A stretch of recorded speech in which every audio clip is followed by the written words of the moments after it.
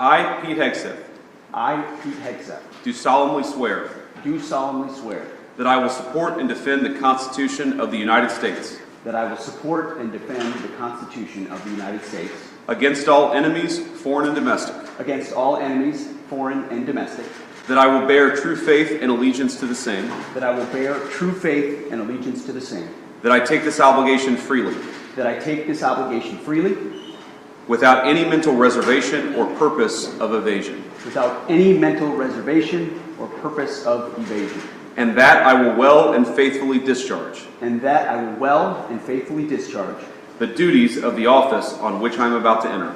the duties of the office of which I am about to enter. So help you God. So help me God. Congratulations, Mr. Secretary. So there you have J.D. Vance swearing in our new Secretary of Defense after a squeak-by 50-50 tie in the Senate in that confirmation vote. Mitch McConnell joined Susan Collins and Lisa Murkowski to vote against Pete Hegseth, but J.D. Vance found his way back to the Senate, a pathway that he has taken many times before as a United States Senator, cast the tying vote, and we do have a confirmation with our new Secretary of Defense in Pete Hegseth.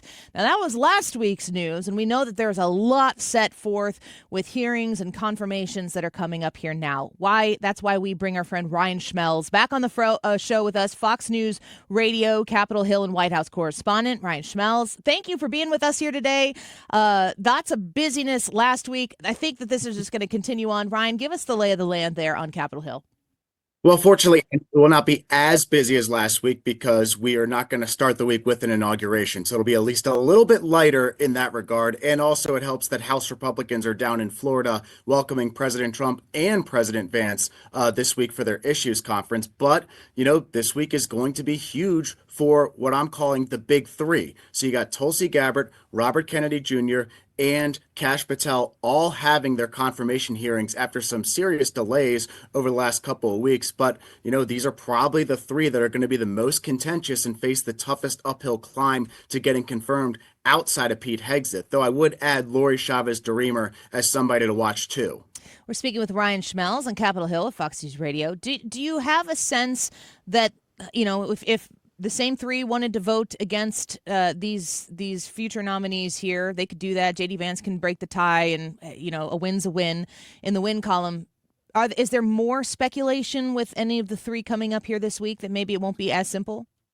It probably won't be, and the reason I say that is, number one, after you see the Hegseth nomination end with a tie, now you know that Mitch McConnell could be somebody we might want to watch as a game changer with a lot of these votes, and certainly I think Lisa Murkowski and Susan Collins were people we were always watching for, but each nominee is different. There's different concerns that Republicans have about them, and there might be some things that Democrats like about them. So when you take somebody like Robert Kennedy Jr., he runs the risk of losing Republicans because he's been a Democrat his whole life. Certainly he has a vaccine stance that's controversial to some people. And at the same time, with the fact that he's a Democrat, he might be able to get some Democrats on board with voting for him because, they're not going to find anybody who's more to the left on abortion than RFKjr. That's just the simple reality of it. So that might be an opportunity to get some more on board. But also you look at somebody like Tulsi Gabbard, also somebody who was a Democrat in Congress, had a pretty progressive voting record during her time here, also endorsed Bernie Sanders during the 2016 presidential election cycle. That might be something that's a concern for Republicans, especially with some of her past statements on the Assad regime, some of her past statements on Russia. That might be an issue for a number of Republicans, but there could be some Democrats who might flirt with the idea of voting for her. We're speaking with Ryan Schmelz right now. Ryan, so, in my mind, I'm thinking Donald Trump, he just wants to get him across the finish line. How the sausage is made doesn't so much matter to him. He's got bigger fish to fry at this point in time, so he doesn't need to micromanage it. But how much influence, how much frequency and communication is there between the president of the United States, Donald Trump, and these senators who will have the ability to vote for or against his nominees? Well, I think there's a decent amount of communication between President Trump as well as the Republicans who are in leadership. Now, a lot of the ones that are in leadership are not the ones that President Trump has to worry about when it comes to potentially being a no vote on a number of his nominees. So, the extent to which maybe somebody like Susan Collins or Lisa Murkowski is talking with President Trump, I'm not quite sure about that. But like you said, I think President Trump's goal is just to get some of these members over. There was this time briefly where President Trump was flirting with this idea of recess appointments, would essentially would be that Congress would have to go into recess and then they can appoint these nominees without Senate confirmation. But even some of Trump's most staunchest allies have kind of shot down that idea and said the best way to do this is the traditional way, which is hearing, vote out of committee, then vote on the Senate floor. Well, Ryan, a lot of that has to do what are the tools in our toolbox, and the recess appointment one is the tool that's way down there deep into the back, and you kind of got to dig to get it, and then you pull it out, and you're like, gosh, I hope this is still a good idea when you pull it out to use it. But I'm wondering about the Mitch McConnell vote against Pete Hegseth, the Mitch McConnell votes that might come in the future. This guy, just not too long ago, was the leader of the Republicans in the Senate, and now he looks like he's in the vast minority of the majority, voting against the nominees of President Trump. I haven't heard a whole lot from Mitch McConnell. What's the status of his ability to have influence or impression on the Republicans in the Senate right now?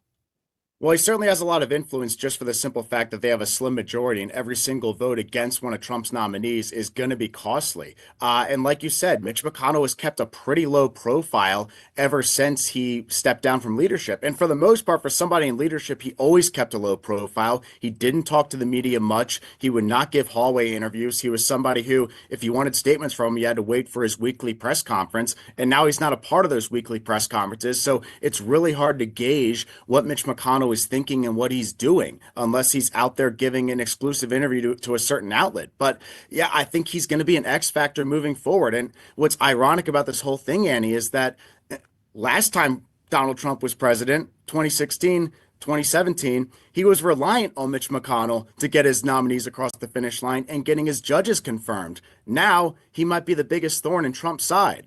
Yeah, it's really it's politics, I guess. The tables are always turning. What's it like now? How long have you been reporting on Capitol Hill? When did you start? I've been reporting on Capitol Hill. I think it'll be 2 years now. I was kind of flip-flopping between here and the White House before that, but now solely Capitol Hill, still White House here and there. So you've got two Stark administrations to compare here, majority differences to compare here. What kind of access are you being given? What kind of opportunities are you being given right now to get to answers from people who represent those American taxpayers and voters? I think it's a decent amount. I think when you talk about somebody like Leader Thune, he's a lot more accessible than Mitch McConnell was. Thune will talk to the press in the hallways. Thune does a pretty good amount of hits on whether it's Fox or some other news outlets. And, he takes a good amount of questions at his weekly press conferences. So he's certainly somebody I think is a little more accessible and a little more out there and in the open than Mitch McConnell was. And Speaker Johnson, I think he's kind of gotten used to being in the spotlight a little bit more, a lot more willing to take questions as he's leaving the speaker's office and walking to the House floor. Maybe wasn't like that when he first got the gavel, but becoming a lot more, I think, accessible than he used to be. And Kevin McCarthy. Keep in mind, too, Speaker Johnson followed Kevin McCarthy, who I think probably did about 5 press gaggles a day when he was a speaker for that brief period of time. So it's a little bit different than Speaker Johnson, not as accessible and not as out there in the open. But I think he's getting a little bit more out in the open and taking questions a lot more than he used to. Ryan, I've seen this discussed on X a lot. And it's, just because you see it on X doesn't mean it's true, but it means it might be true. People are suggesting that there is a Democrat senator who is considering flipping their party. And I've seen a lot of high-profile people retweet it. A lot of people think it's John Fetterman. There are some very far left progressive things about John Fetterman. Do you know, is any of that sound like that might be within the realm of possibility that there might be a Democrat senator that is looking to change parties? I've heard it briefly floated. I've seen it shot down more times than I've seen it confirmed. So I think that it's highly unlikely John Fetterman flips.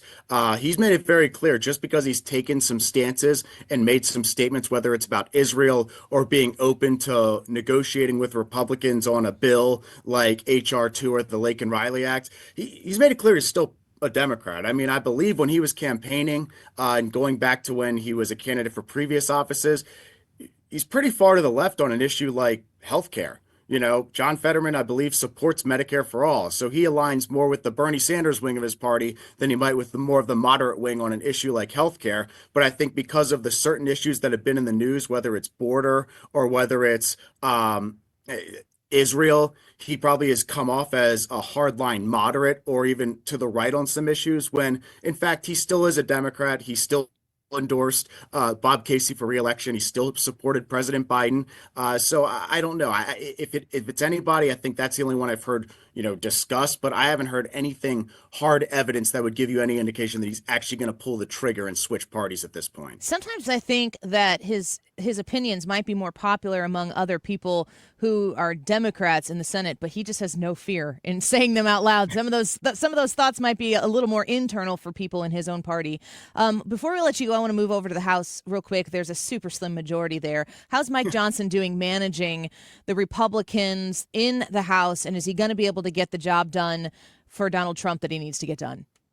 I think it comes down to what they're going to try to do with this one big beautiful bill that Trump is talking about, the reconciliation package, what they try to put in it and what they ultimately can get through. When you have just 2 votes or so that you can lose, it is quite the challenge. And the majority is only getting slimmer because you got Elise Stefanik leaving. You have Michael Waltz, who's already left. Matt Gaetz' seat has not been filled yet. So the numbers keep going in the wrong direction for House Republicans. But if Mike Johnson's able to get this through, there will be a lot of people who are happy. From what I understand, from what sources have told me, is that when he has been meeting with President Trump, whether it's with John Thune or separately, but they did have a meeting at the White House not too long ago, and Johnson made it very clear that they've got to do something about government spending if they're going to do anything about this reconciliation package. And sometimes when you talk about spending cuts, there can be some good things in there that are costly, but if they are in fact able to utilize DOGE, find certain parts of government waste where they can find those cuts and stick that into the reconciliation package, they could find a win. But it's just going to be very difficult when you're talking about a package this big with so many things that could go wrong or turn one member off or another member off and get them to vote no. Ryan, what's the deadline on the one big beautiful bill, or maybe the 2 that we've heard the president say he would be okay with? Yeah, there's no real timeline for it. I think the timeline that's more notable is that you do have a March 14th government funding deadline that Republicans are going to have to do something about at some point, and maybe they'll need Democrats to get on board if they're going to do something like a continuing resolution, which would be an extension of government funding, which is the most likely outcome at this point. But from what I'm hearing, I think they want to have something maybe by the end of February in terms of bill text for reconciliation. But I think we're still kind of trying to figure out what ultimately their approach is going to be. Well, Ryan Schmelz, it's a pleasure to have you on. We're going to work on getting you in here pretty regularly now so we can get that start of the week setting of what's taking place on Capitol Hill, because when you've got a Republican majority in both chambers of Congress and a Republican president, things can go pretty quickly, and we're looking forward to your coverage of it. Looking forward to it, Annie. Thank you so much. Thank you, Ryan Schmelz. We appreciate you. He's the Fox News Radio, Capitol Hill, and White House correspondent. You can follow him on X at Ryan Schmelz Fox. Go follow him for all the updates.